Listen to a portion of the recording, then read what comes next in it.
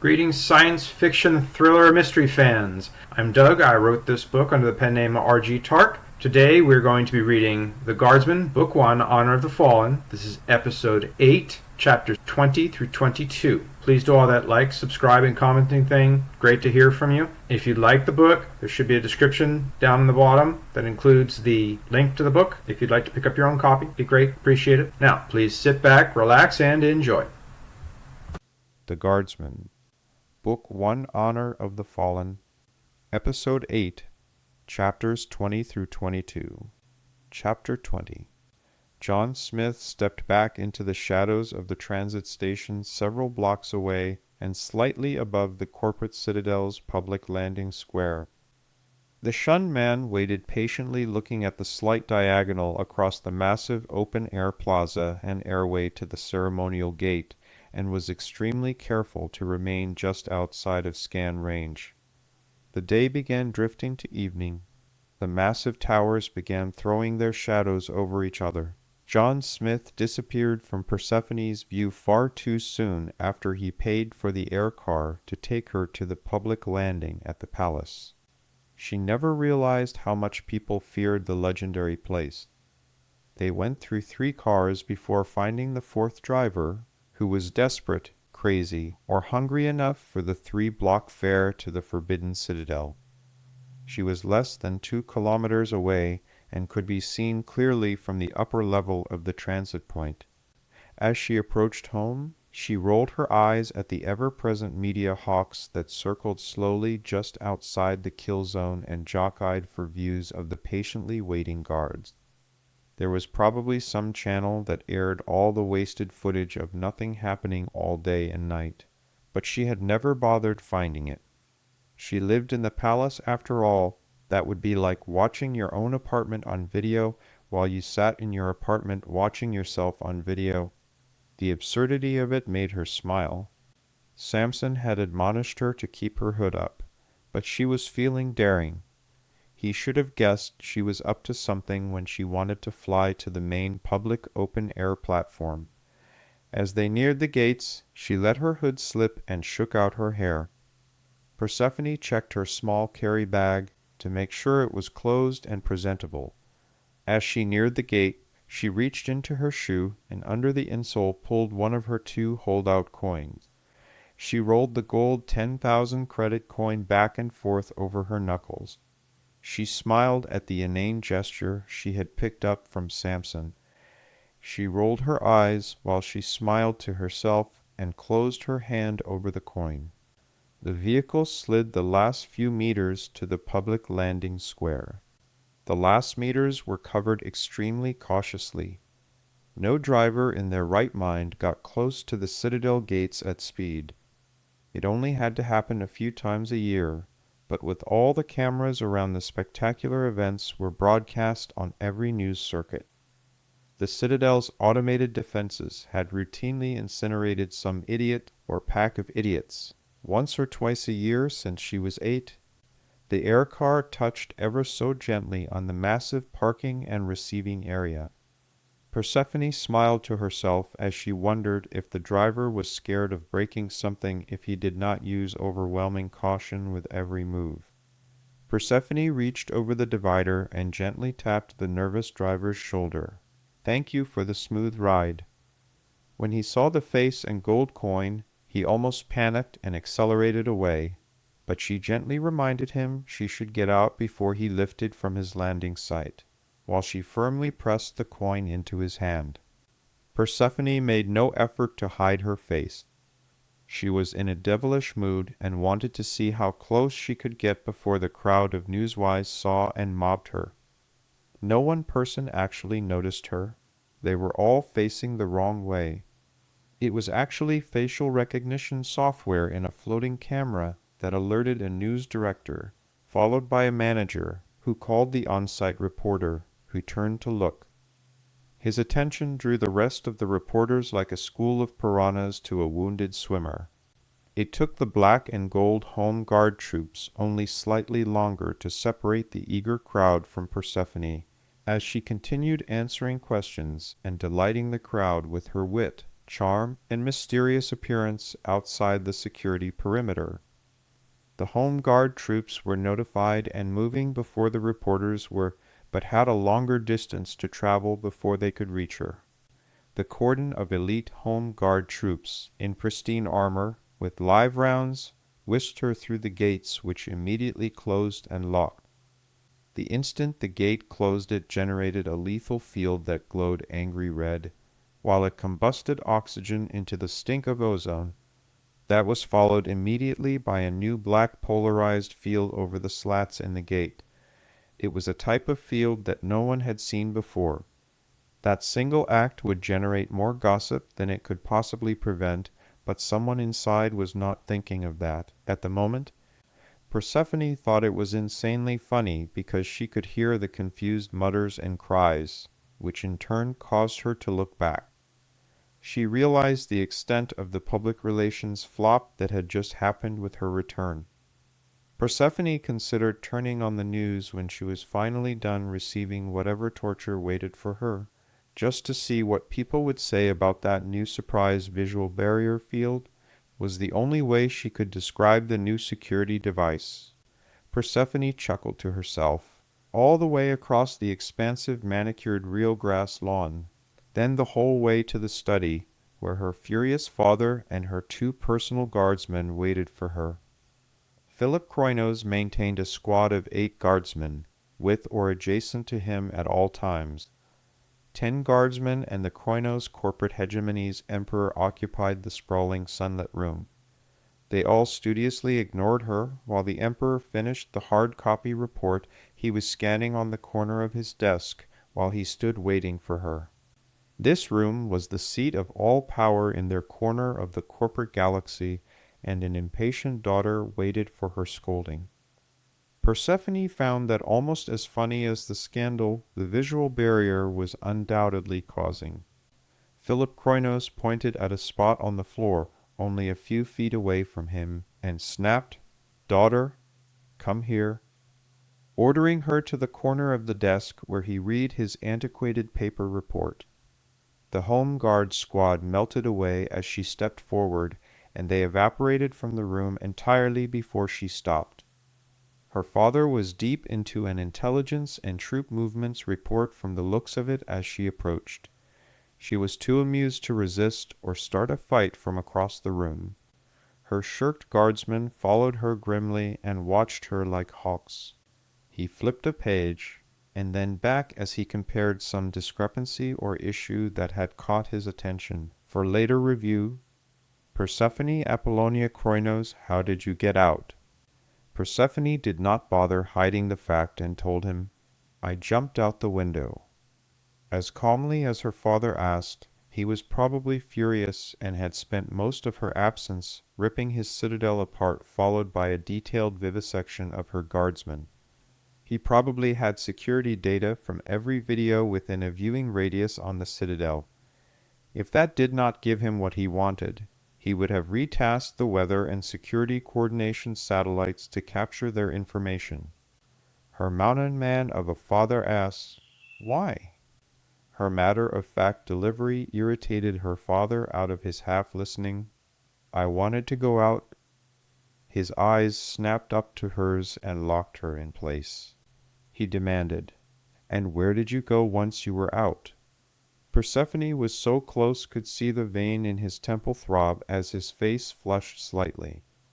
She also noticed for the first time in her life that his right hand, the fingers no longer drumming the report, but pressed firmly into the paper and desk, showed the same distinctive cross-hatched pattern that Samson and Vlad earned during their times in medical rebuild after severe combat injuries. He never talked about his service with his youngest and only living child.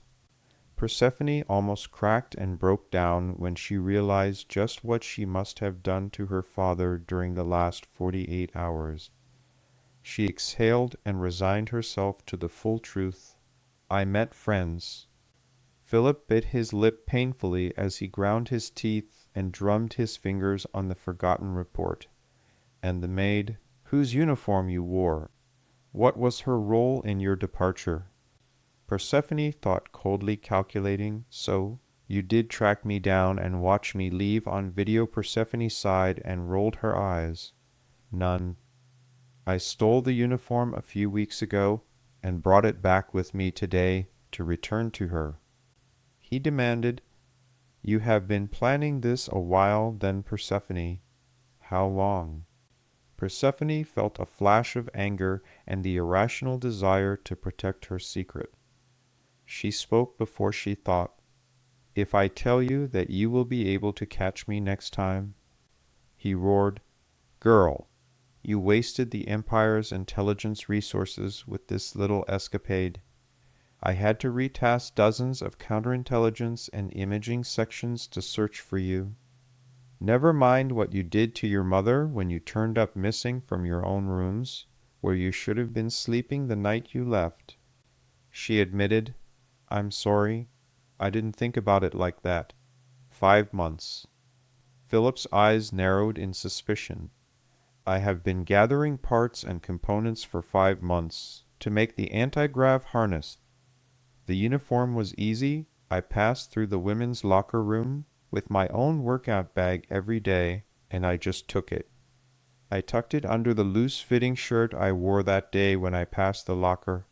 I stuffed it into my workout bag as I was getting ready to leave. When I got to my rooms, I hid everything in my bathroom until I was alone. I transferred it into the travel bag and hid the travel bag until I was ready to go. He asked, And who did you go with? She admitted, Just some of the party crowd. They tagged along once I told them I was out. I told them where to meet us, and then we picked them up and took them out. Philip froze. She instantly realized her slip. Before he demanded, Us? Persephone hesitated. She did not know if she was caught or not. Yes, the party crowd. He scolded, Do not lie to me, daughter. You said, to meet us, and we picked them up. You do not make mistakes of grammar. You make mistakes of omission. Who comprised the us that met the separate and distinct party crowd when they arrived? Quietly knowing she was about to walk into the storm, she answered, Samson. Her father's long exhale, closed eyes, and drooping head and shoulders said more of his disappointment and frustration than any number of words. Oh, that piece of shit. Why couldn't he just have cut his own heart out like an honorable warrior in disgrace? She had not felt her knees bending or her hands starting to rise. She did feel the white-hot fury. Her right hand connected just below her father's jaw, rattling his teeth, stinging his cheek, and cutting his ear to bleed, with her whipping fingernails. Before the stars cleared from his eyes, her guardsman had her screaming, kicking fury, lifted off the floor and held by either arm. Philip's offended guardsman closed the distance in an angry black and gold swarm. Her shouted fury surprised them all, including Persephone. Go to hell. Everything he has done to protect me. He is where he is because of me, because he served and protected me. Her stunned father's jaw worked noiselessly until the shock eroded. The adrenaline melted away from his augmented core, and her words finally sunk into his brain. He still had to replay them in his head several times to make sure he understood what she had said. He pushed his chair back from the desk with the underside of his left foot and fell bonelessly into its arms. Philip's left hand draped over his eyes. His right flipped a half-hearted gesture to the door. Let her go. Everyone out. Philip barked a deafening, Stop looking and move. 10 confused guardsmen jumped to comply. The much calmer repetition of his often repeated phrase, Stop transcription. Stop all recording. Report when complete, carried almost no emotion at all. Several seconds passed before there was a click over concealed speakers. Done, sir. All inbound lines are deactivated to your current room. You will hear the click when we close here. Step outside the room to reactivate the system. Philip replied automatically, "Thank you." It was followed immediately by the clicking pop that signified every circuit in the room, including the speakers, closing. Inaudible to human hearing were the white noise generators. Philip glanced down at the pitcher of water he kept on his desk for just these moments to see that the anti-bugging field was indeed working and vibrating the remains of the water in his pitcher. The ultrasonic and subsonic sound waves would bludgeon any potential listening devices into a totally overloaded state and would most likely destroy them in the process. It was one of the major reasons he did not keep a comm unit on his desk. He liked his managers thinking for themselves, and the damn thing would need replacing every other week because of his constant use of the security field.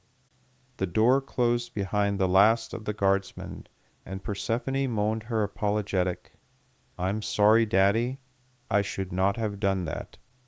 Philip stated directly, "He is your lover, isn't he?" It was not a question. He was stating known facts and wanted to know if she was going to lie to him again. She admitted, "Yes, Samson is my lover." He demanded, "How long?" Persephone informed, 2¾ years. That answer got Philip's undivided attention. He forced his head up from behind his hand to look at her for the first time since he fell into the chair. It was an absurd amount of time for her to have continued a secret affair, but her confident delivery, the rapid and exact answer, could only have been the truth. In shock, Philip grumbled, "How did you manage that?" She shuffled her feet and twisted her finger on the corner of her father's desk as she caught herself confessing, "I have always loved him. I have loved him since the first day I saw him. I was 18½ before she made that particular confession, but I kissed him on my 18th birthday. I thought he hated me for weeks after. He kept acting so strange around me that I thought he would run and jump off the tower, just so he could squish on the ground. It made me crazy. I just scared him. Then when I got the courage to kiss him again. When I finally kissed him again, that second time he kissed me back. He was stuck between duty and me, and he did not know what to do because of it. He was so funny, Daddy. He was like a skittish puppy. After that, it was easy and fun." Philip shook his head, disbelieving that a torrid love affair could go on under his very nose. "How did you ever manage to avoid security and find time to?" "Well, do anything. Cameras, sensors, patrols, nannies and maids. Your mother? You have no idea what a bloodhound she is for court romances. She can find one in the next room." Twisting and pulling her fingernails, twisting and stepping her feet nervously, biting her tongue and sucking her cheek, she looked even younger than her 21 years. "We made it a game." Philip's shock caused him to blurt, "A game?" She shrugged and shared, "Every security system has blind spots. Samson always taught me things. He taught me about security systems when I was 15. He wanted me to be watchful for places where someone would attack me at all times. Those were the best places." Baffled, the father asked, "I do not understand, Persephone. How did you make that into a game?" She sighed and confessed more. "We would kiss and play when we were in blind spots and made sure we maintained our pace so we didn't disappear from one camera to the next. For too long, it was a statement but sounded like a question from an unsure child struggling with an answer she does not know was correct. He asked, "What about people in the halls?" She answered, "They were always a fun challenge. We had to sneak and snoop and make sure we were not being followed and no one walked out in front of us." He acknowledged, "You had a lot of fun playing these games, didn't you?" She mumbled, "How can you tell Daddy?" He told her, You are blushing, smiling, and fidgeting. Persephone pressed her fingertips, felt her cheeks, and realized her father was right. My manners and etiquette teacher would be mortified. The father demanded, "Mortified by which part, Persephone? Your blushing and fidgeting, or sneaking around in my house for 2.5 years having a torrid love affair?" His smile removed the sting and showed no irritation or disappointment. "What did you mean when you said he was still protecting you?" Her guilt washed over her as her shoulders fell and her knees got weak. Persephone very much needed someone to hold her, as she crashed emotionally from the heights of euphoric bliss into near tears. She dropped and curled into a ball in her daddy's lap, and tried to hide from the world, while she cried on his shoulder and neck. I wanted to go out and do exciting things. Her guilt and sobs returned. He didn't want to, and he told me it was a bad idea, but I wanted to do exciting things. I insisted on it.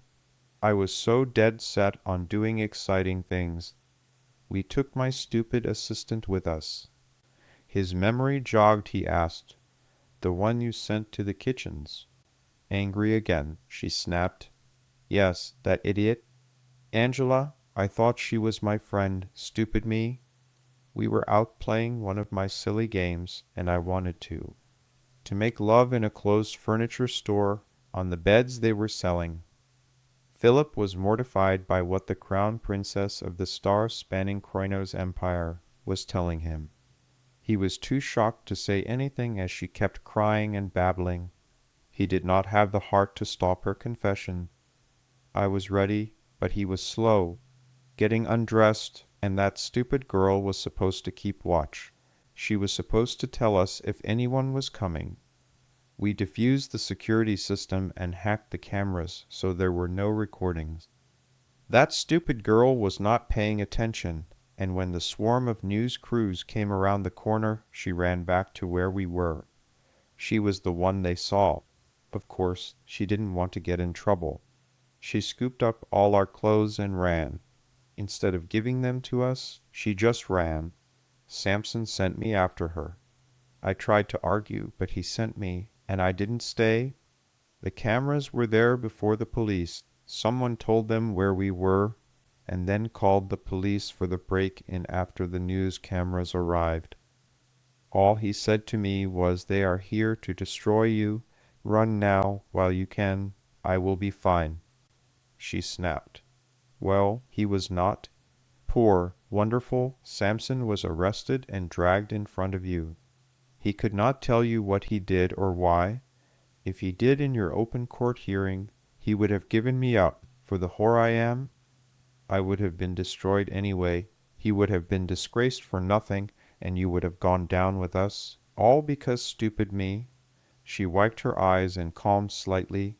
I took it out on Angela. She probably didn't deserve it either. I dragged her in way over her head. Philip spent many long moments recalling the documents he remembered from the proceedings before stripping Samson of rank, title, and honor. You are right.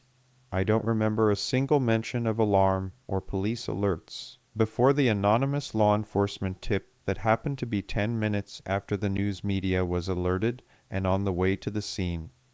Samson was right. You were set up for disgrace. That means someone knew about your activities long enough to set that trap for you, and then was patient enough to wait to spring the trap from an anonymous calm.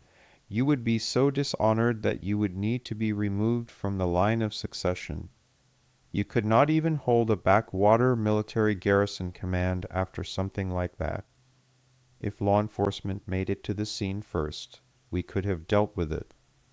But if it was splashed all over the video before they arrived, even I couldn't do anything to repair that damage. Persephone sat back from her father in horror. You mean someone actually did try to set me up, to destroy our house? I thought Samson just said that to make me feel better about being caught. He shared cautiously, "It is not a certainty, but it is a frightful possibility. and it has to be someone close to the family to engineer something like that. Chapter 21. Samson shook with rage on his bench at the upper-level tram stop, as Persephone did the exact opposite of what he asked. She had stopped the cab at the end of the field, dropped her hood, and taunted the media, only to be surrounded by the unmistakable black armored home guards. She had steadfastly refused to sneak back into the citadel. She had consumed a ridiculous amount of time, blocking his requests for her to go home quietly. He had grudgingly begged her to fly straight to the gate, and she agreed. But she got him again because she did not specify how far from the gate. Stupid girl and her risks. If I ever see her again, I will choke her for this. Samson shook his head as his brain struggled to raise his ire, but his heart would not allow it, and betrayed him by forcing all vitriol out of the statement and turning it into a half-smiled whisper. Samson remained wrapped in the shadowed corner of the building's upper transit landing, as the citadel gate closed and polarized black. That was something he had never seen before on any energy barrier. He wondered how many other security tricks had been in place since his early retirement. He pondered that irritating truth while signaling a tram. He pondered how long his presence had been monitored by security at the Citadel, now that they had obviously upgraded the system and expanded its capabilities beyond his last knowledge. Samson entered a random location as his destination on the tram console.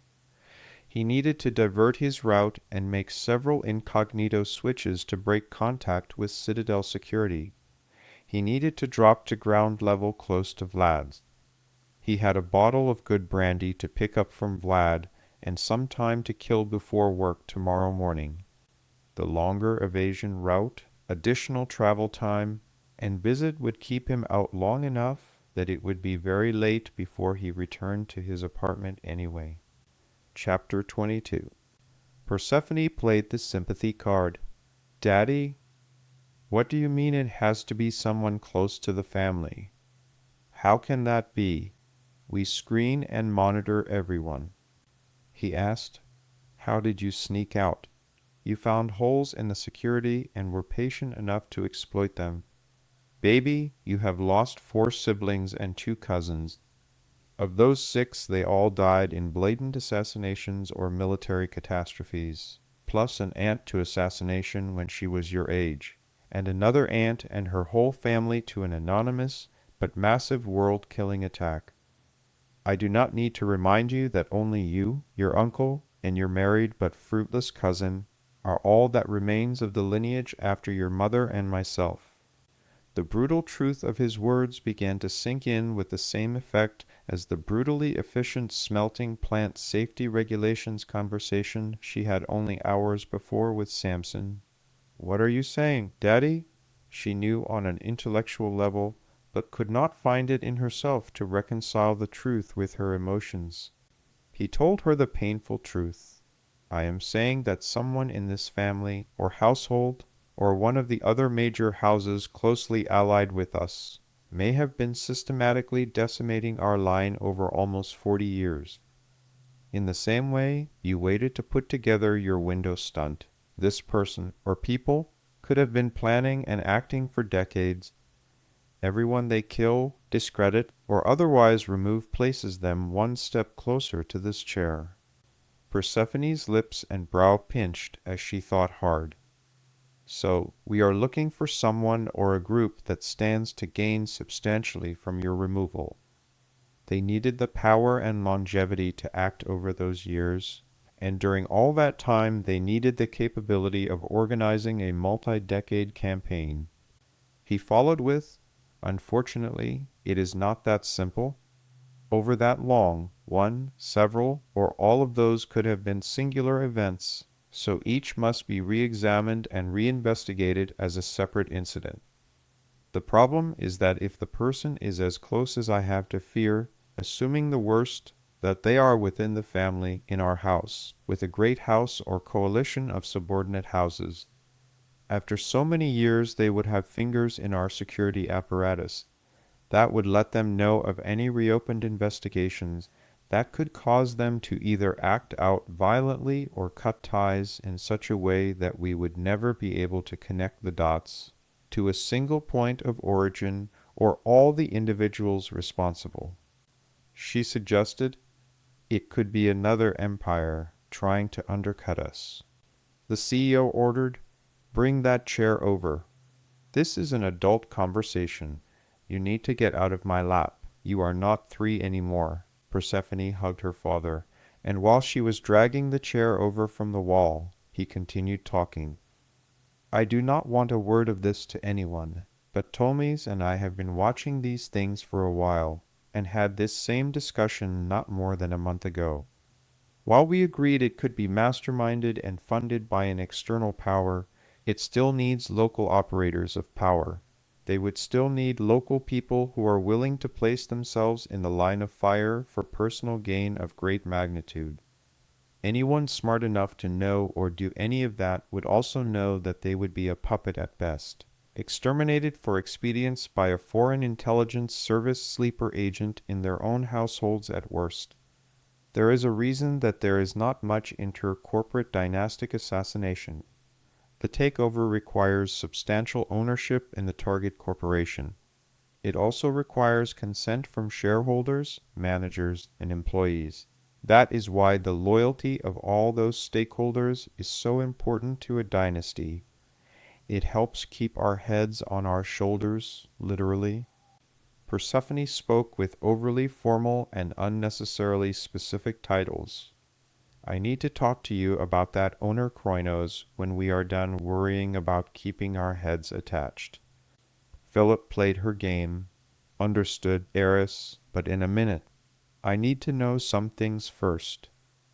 Philip Kroinos leaned back in his chair as he looked at his daughter in her chair next to his desk and thought things over several times. So, where did you actually go? Were you secure the whole time? Frustrated and insecure, Persephone lashed out like she was 5. Daddy, is that really important? Infuriated at his daughter's immaturity, Philip snapped, Yes, it is, heiress. This is a business of the most critically important nature. Persephone admitted, I met Samson at his apartment. I surprised him after he finished work. I told him I wanted to go out to the most insane party club he knew. He was furious and argued for almost an hour before he gave in. She continued her tale unabashed. Well, we ate first and then took a nap. But I tricked him into agreeing to go wherever I wanted first. He is so easy. He argued more when I told him I wanted to bring a bunch of friends. He is so much fun. He fights and fights, but he knows he's going to do it because he already agreed to it. He told me about this really cool place while we were eating breakfast. I think he forgot about it while we were napping. Then I tricked him into agreeing to go there. She digressed, following her distraction. By the way, did you know that they make hard noodles in a bag? All you do is add hot water and they get soft, and you eat them like soup. Frustrated, Philip prompted her. Persephone, focus please. She apologized. Sorry. He made dinner, well, breakfast actually. I thought it would be disgusting watching that hard stuff turning all soft and squishy, but it was not that bad. We still argued about me bringing my friends. He finally said he would watch us all if everyone agreed to do exactly as he said and turn off their comms once we met. Philip sighed. Persephone, you are rambling and jumbling everything into a tangled mess. She apologized. Sorry, Daddy. Momentarily distant, he reminisced. Don't worry about it, Persephone. Once or twice upon a time, your sister rambled uncontrollably about some boy or another. Of course, that all ended when she met the one she was going to marry. Then we could hardly ever get her to change the subject until it was about the formal preparations. She hated that part. She drove your mother to distraction over that. Most little girls dream of a princess wedding, but that one ran for the hills every time the subject was broached. The mention of her murdered older sister caused Persephone to slump against Philip's desk. I've missed her for all these years. She was so perfect and beautiful and smart and wonderful and... Philip gently brushed the infant tear from her left eye with the back of the fingers on his right hand. I know, baby. That's why I mention her. I know you miss her. We all do. You are so much like her in so many ways, Ree and her trouble-making little shadow. The two of you were so much alike in so many ways, but different in so many important ways too.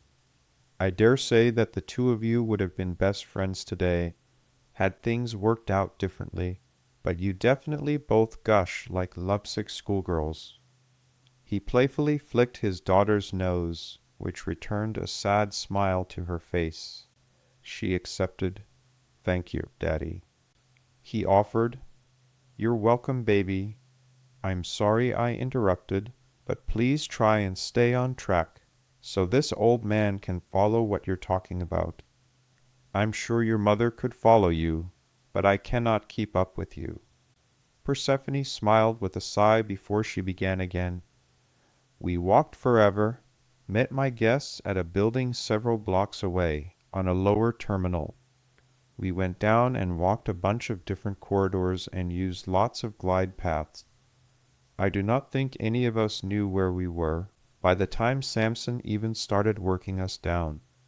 I do not even think we went very far, just a twisting course around where he was taking us, trying to confuse the guests, I suppose. We finally took a ladder into the fog. We walked a while in the mists and had a really good dinner, and then we went to a club at the bottom of the world. The place was huge. It was full of people from up here, and workers of every level and security were better than most commercial places up here, and almost as good as any of the smaller corporation owner and upper management housing sections. Nothing like our holding company, though. They had scanners, arms lockers, and guards, and the whole thing was monitored. I had no idea how they put all that together until we met the owner later that night. We talked with him again in the morning. Samson insisted we have a fallback meeting point if something went wrong, and it did. Some newswise found us and chased people out of the club. They barged through security and overwhelmed the guards. They just ran in looking for pictures. He asks, How did you avoid being seen? Persephone smiled her nervous, impish grin and bit her lip while she blushed. I pushed Samson down into the first table I saw. It was one in the corner without much light. When they started the commotion at the door, I just ducked us along with the crowd. I jumped in Samson's lap at someone else's table, covered us with my hair, and started kissing him. They walked right past us and didn't even slow down. They just chased the crowd right past us. Persephone carefully avoided mention of the stranger who had assaulted her and what Samson had done to him. Philip surprised his daughter by barking a laugh. The old tricks are the best tricks sometimes. Go on, please. She did. We all scattered and worked our way back to the hotel behind the club and met in the manager's office as we planned. We got rooms. I met Vlad the owner, and he's a really interesting character. Daddy, did you know that there are probably millions of smart, resourceful, creative people living right under us, out of sight, building a whole society on our planet that we never see or hear about or even acknowledge? Curious, he asked, What do you mean? She snitched. Well, Vlad, for example, is tapped directly into the mega grid. Philip sneered dismissively. That's impossible. You mean a building power grid. Not our problem. That's their problem. She interrupted in turn. No, Daddy, you are not listening. I said the mega grid. He is connected to our mega grid. the Kronos Hegemony Power and Generation Megagrid, the main lines from our plants to the customers. He built his own power grid. He was a discharged fuel cell technician for the Ground Forces Support Corporation who was wounded and discharged permanently disabled. He used his training to tap directly into our superconducting megagrid between the towers and the generation plants. He used his fuel cell training to build a small conversion line to connect his personal grid, where it split into a conventional power grid.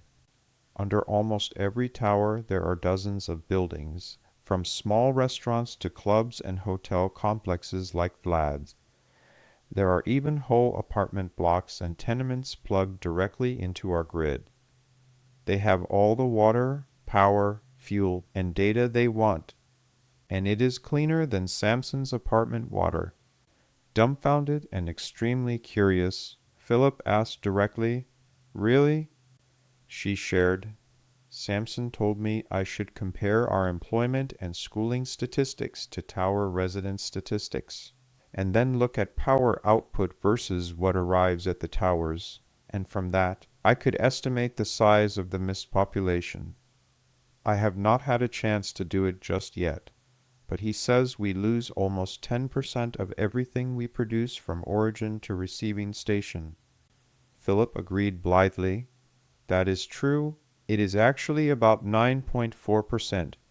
It's just arcing and loss in the towers. We just push up output and write off the losses. It is just deuterium, and the cost of shipping that much is next to nothing in those quantities compared to what our corporation charges the resident corporations for the power it produces. That is, we just pass it on to the end users, no skin off our teeth." She protested, "Daddy, you're hearing me, but not listening to me. Think about it. Those superconducting lines lose almost nothing, maybe a fraction of a percent by the math. Vlad is fantastically wealthy down there and lives a wonderful life because of his skills.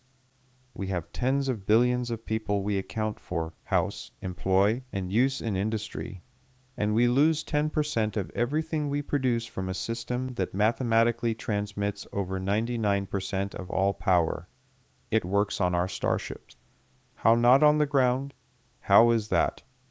Catching her emphasis, Philip asked, "Are you saying we could have billions of people living under us, and we, up here I mean, do not even know about it?" She shared, "Yes, Daddy. They are driven out of the system because things up here are too expensive. That, and they do not like the laws, regulations, or corporate taxes that make everything too expensive for the individual workers. They don't like the barriers and restrictions. They have their own law. They have a parallel society. Their common expression is that your law ends at the mists." Chagrined, Philip mumbled, "Well, that's insulting. I do not quite know how to take that. What else did you learn on your adventure?" She nearly shouted, "I learned our safety regulations are useless." Raising a hand placatingly, he calmed, "Whoa, settle down, young lady. You are bristling over that one." She snapped again, "And you should too. Have you ever been to our smelters? I checked the name on the way out. It was one of the ones where we both, Mom, and I think Tomies, each had a direct minority interest. They do a lot of work for our bulk materials and military purchases." Taken aback by the unanticipated information, "Well, no, I have not been." "Hostile," she snapped. "You should. They are called Hell's Cauldrons because when there is an accident, the workers all die instantly in the splash steel, and they're swept out the bottom of the plant. Did you know we all, up here, are laughingstocks?" Her insulted rage continued to boil. "The people down there do not even believe we really exist. They looked right at me and shook it off like I was a briefly remembered dream. They walk hundreds and thousands of meters to their workstations, across, back, and around rickety metal catwalks, before they can clock in. On the job, they are covered in rock dust and have no ventilation. And all that before they even clock into work. They laugh at the soft and fat managers like us. Daddy, they make fun of us because we are so stupid. One joke I heard is that we are so dumb that we pay for gym memberships when all we had to do was get off our fat butts and do a real job. Philip immediately cracked a crooked smile and could not stop laughing. I guess that is sort of funny in a dark humor, class warfare sort of way, but it does not answer the question about what to do about our pending security threats. Persephone felt her doom beginning to close in around her again, its crushing grip all around her. Persephone's attempt at dark humor perked her up as she smiled and suggested, I could go hide with Samson, I could disappear, and no one will be the wiser. Considering he spoke slowly, Persephone, this is... He reclined in his chair and propped his jaw in the L between the fingers on his left hand and thumb, while his eyes stripped and examined her to the atomic level, his mind racing down courses of action that were just now becoming evident and available to him. Serious. Persephone became uncomfortable in short order and began to fidget under his glare. Daddy, you are planning something. Am I in trouble? He admitted, No, you are not in trouble with me at least. She grew cautious and demanded, Daddy, what are you scheming? Thank you very much for your attention. Appreciate your listening. When you get a chance, please come and hit the like, subscribe, leave a comment, and check out the book for real down in the description.